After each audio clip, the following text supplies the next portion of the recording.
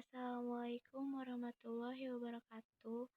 Perkenalkan, nama saya Dea Anggit Fahrenita, mahasiswa semester 5 dari Sekolah Tinggi Teknologi Industri dan Farmasi Bogor. Di sini saya akan menjelaskan mengenai produksi vaksin COVID-19 di Indonesia. Adapun poin pembahasan yang saya akan jelaskan di sini, yaitu yang pertama, virus COVID-19, yang kedua, sifat dan bentuk virus COVID-19, dan yang terakhir, teknologi produksi vaksin COVID-19. COVID-19 atau Coronavirus Disease. Coronavirus Disease adalah penyakit yang disebabkan oleh jenis coronavirus baru, yaitu SARS-CoV-2, yang dilaporkan pertama kali di Wuhan, Tiongkok pada tanggal 31 Desember 2019. Virus corona bisa dihancurkan oleh sabun dengan pencucian tangan selama 20 detik. Sebuah studi baru-baru ini menunjukkan bahwa virus corona bisa bertahan di udara selama beberapa waktu, bergantung pada panas dan kelembabannya. Selain itu, virus tersebut juga bisa bertahan selama 1 hari di permukaan kertas karton, serta 2 hingga 3 hari pada permukaan baja dan plastik. Namun, masih sangat banyak informasi yang belum jelas soal virus yang bermula di kota Wuhan, Provinsi Hubei, Cina itu. Perlu diketahui bahwa virus corona atau SARS-CoV-2 bukanlah flu.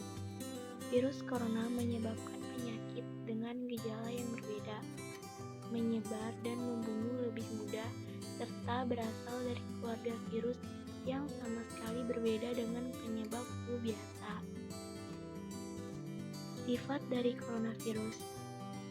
Sebagai contoh, sebagian besar virus pernapasan cenderung menginfeksi saluran udara bagian atas atau bawah. Secara umum, infeksi saluran pernapasan atas lebih mudah menyebar, tetapi cenderung lebih ringan. Sementara infeksi saluran pernapasan bawah lebih sulit ditularkan, tetapi lebih parah. Menurut Andersen, SARS-CoV-2 tampaknya menginfeksi saluran udara bagian atas dan bawah, mungkin karena dapat mengeksploitasi furin di mana-mana. Saat virus tersebut berada di dalam tubuh, mereka akan menyerang sel-sel ACE2 yang melapisi saluran udara manusia. Ketika infeksi berlanjut, paru-paru tersumbat dengan sel-sel mati dan cairan, serta membuat pernapasan menjadi lebih sulit. Dalam kondisi ini, sistem kekebalan tubuh akan melawan dan menyerang virus, sehingga menyebabkan peradangan dan demam. Tetapi dalam kasus yang ekstrim, sistem kekebalan tubuh mengamuk, menyebabkan kerusakan lebih dari virus yang sebenarnya. Bentuk dari coronavirus. Angela Rasmussen dari Columbia University mengatakan, struktur virus corona memberikan petunjuk bagaimana virus itu menyebar begitu cepat. Menurutnya, virus corona berbentuk bola runcing seperti paku. Paku-paku itu kemudian mengenali dan menempel pada protein ACE2 yang ada pada permukaan sel manusia. Ini menjadi langkah awal menuju infeksi. ACE2 adalah tempat masuknya beberapa jenis virus corona ke dalam sel tubuh manusia, termasuk SARS-CoV yang menyebabkan SARS. Kontur yang tepat memungkinkan SARS-CoV-2 untuk menempel jauh lebih kuat pada ACE2 daripada yang dilakukan SARS klasik. Kata Angela dilansir dari The Atlantic, kemungkinan ini sangat penting untuk penularan dari orang ke orang. Secara umum, semakin ketat ikatannya, semakin sedikit virus yang diperlukan untuk memulai infeksi, sambungnya. Sementara itu, seorang ilmuwan dari Scripps Research Translational Institute, Christian Andersen menyebut, paku pada virus corona terdiri dari 2 bagian yang terhubung. Lonjakan jumlah virus akan aktif ketika bagian tersebut dipisahkan. Dalam SARS-CoV, pemisahan ini terjadi dengan beberapa kesulitan, tetapi dalam SARS-CoV-2, jembatan penghubung kedua bagian dapat dengan mudah dipotong oleh enzim furin yang dibuat oleh sel manusia. Ini mungkin penting untuk beberapa hal yang benar-benar tidak biasa yang kita lihat dalam virus ini, kata Andersen. Cara penularannya, dalam salah satu bagian laporan berjudul Route of Transmission, WHO menyebutkan hingga kini belum ditemukan kasus penyebaran virus corona atau COVID-19 melalui udara. Selain itu, menurut WHO, cara penyebaran virus corona COVID-19 melalui udara bukan faktor terbesar penularan penyakit berdasarkan bukti yang ada. Cara penyebaran virus corona COVID-19 adalah melalui tetesan air liur atau droplets atau muntah dalam kontak dekat tanpa pelindung. Transmisi virus corona atau COVID-19 terjadi antara yang telah terinfeksi dengan orang tanpa patogen penyakit. Cara pencegahannya itu yang pertama, rajin mencuci tangan sebelum makan dan setelah berpergian keluar rumah. Yang kedua, tutup hidung dan mulut saat bersin atau batuk menggunakan tisu ataupun lengan baju bagian dalam. Yang ketiga, gunakan masker saat flu dan batuk agar tidak menyebar pada orang lain.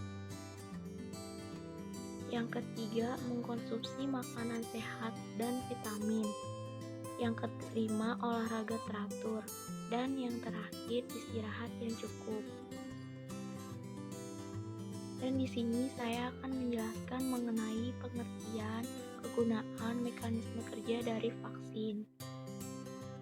Vaksin adalah bahan antigenik yang digunakan untuk menghasilkan kekebalan terhadap suatu penyakit. Kegunaan dari vaksin itu, vaksin memberikan manfaat penting kepada semua orang.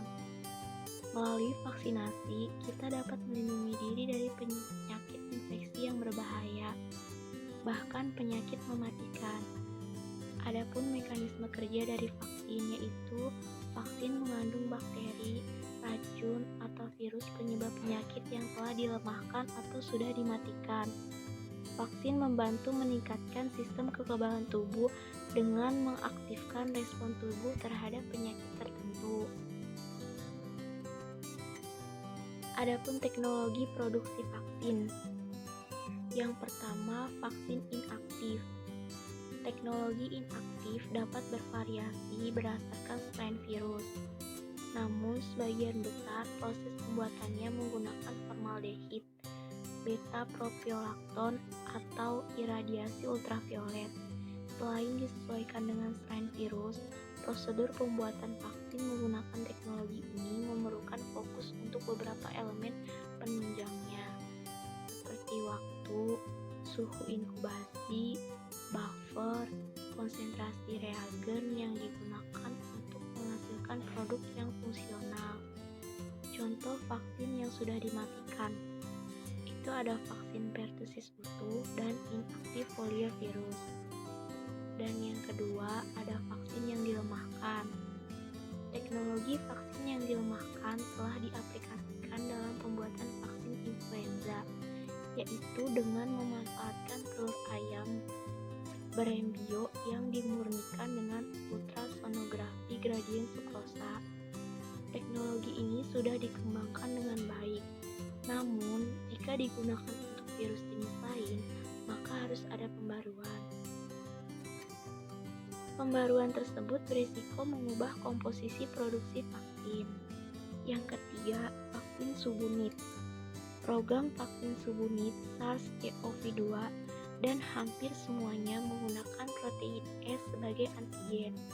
Dilaporkan bahwa vaksin subunit protein virus S untuk SARS-CoV menghasilkan titer antibodi netralisi yang lebih tinggi dan perlindungan yang lebih lengkap daripada vaksin SARS COV yang dilemahkan, protein S panjang penuh, dan vaksin protein S berbasis DNA. Contoh vaksin subunit, ada acellular pertussis dan hepatitis B. Yang keempat, vaksin berbasis vektor virus.